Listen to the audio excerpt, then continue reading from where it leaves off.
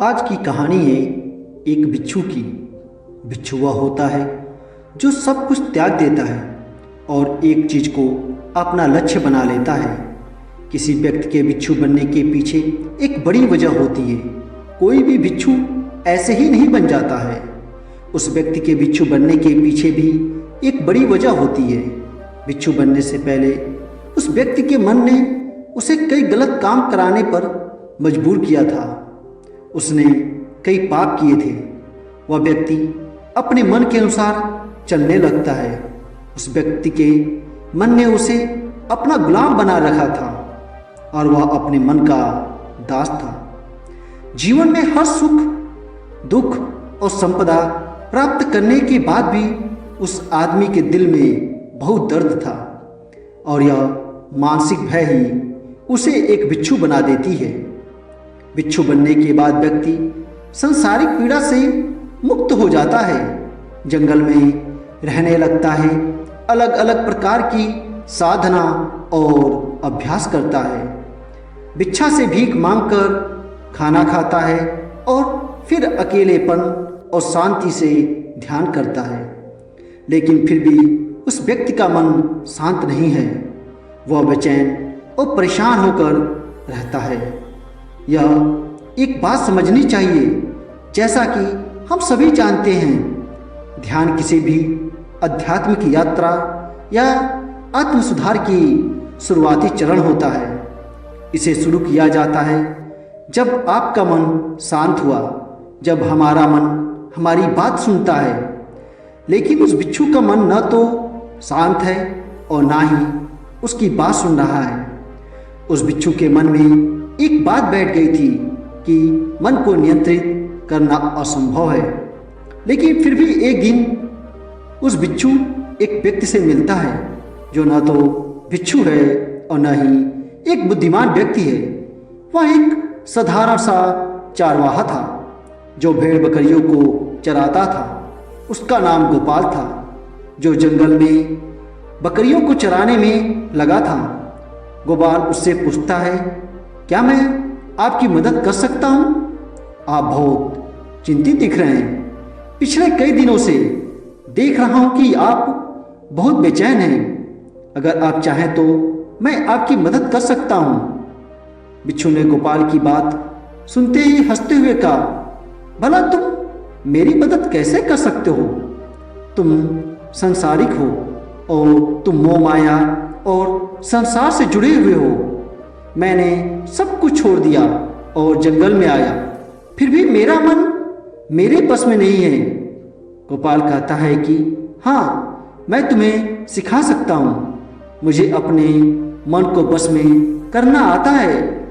वह चारवाहा कहता है, मन को बस में करने के लिए सभी वस्तुओं का त्याग करने की आवश्यकता नहीं है, ना ही जंगल में आकर रहने की जरूरत है।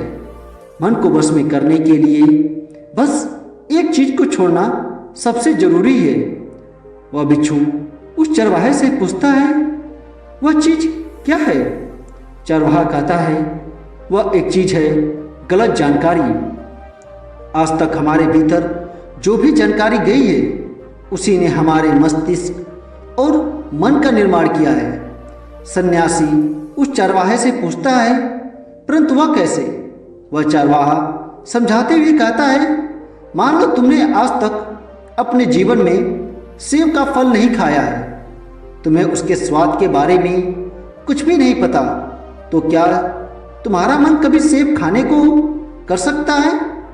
इसीलिए हमारे मन का निर्माण जानकारी से होता है।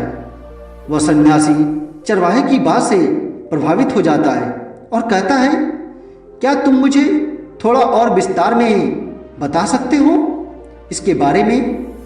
गोपाल बिच्छू को बताता है कि अगर तुम अपने मन को नियंत्रित करना चाहते हो तो तुम मेरी बात ध्यान से सुनो। तुम अपने मन को नियंत्रित कर सकते हो जब तुम अपने मन की जड़ों को देख पाओगे। मन का निर्माण जानकारी से होता है और हमारे शरीर में जानकारी के 5 प्रवेश द्वार होते हैं। पहला, आँख। अपनी आँखों से जो कुछ भी देखते हैं, अच्छा या बुरा, वह सब हमारे मन की याददाश्त में इकट्ठा होता रहता है। दूसरा, कान, जो भी हम अपने कानों से सुनते हैं हमारे मन में वैसे ही बीज के रूप में बोया जाता है। तीसरी चीज, जीभ। जीभ का स्वाद हम ले सकते हैं, वो हमारे मन की याददाश्त में अंकित हो जाता है। चौथा है नाक। नाक में जो एक बार सूंघ लेता है, चाहे वह सुगंधित हो या दुर्गंध, वह हमारे मन में दर्ज होता है। और पांचवा है स्पर्श। जिस चीज को हम एक बार छू लेते हैं, स्पर्श कर देते हैं, उसकी याददाश्त हमारे मन में कहीं ना कहीं अंकित हो जाती है। इन 5 और शरीर द्वारों से जो भी जानकारी हमारे अंदर प्रवेश करती है, वह जानकारी बीज के रूप में जमा हो जाती है और धीरे धीरे वृक्ष बनते हैं। हमारा मन मिट्टी की तरह है जिसमें बीज बोए जाते हैं और हमारी बुद्धि बीज बोने वाले किसान की तरह है।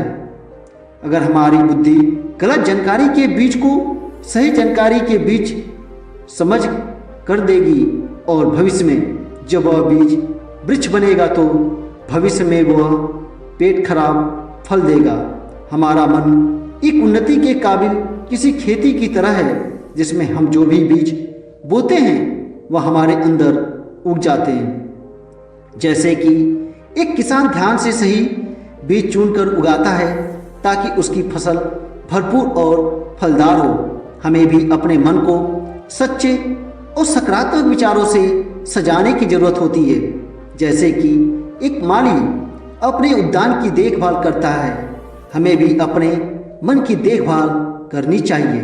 सच्चे विचारों, अनुभवों और जानकारियों से इसे पोषित करके इस तरीके से हम अपने अंदर एक समृद्ध भावनाओं, समझदारी और विकास के वृक्ष को खूबसूरती से फूलने देते हैं। तुम्हारा मन तुम्हारे बस में इसीलिए नहीं है क्योंकि तुमने पहले से ही अपने मन में बहुत सारे गलत बीज बो रखी है और अब वह बीज बड़े वृक्ष बन चुके हैं।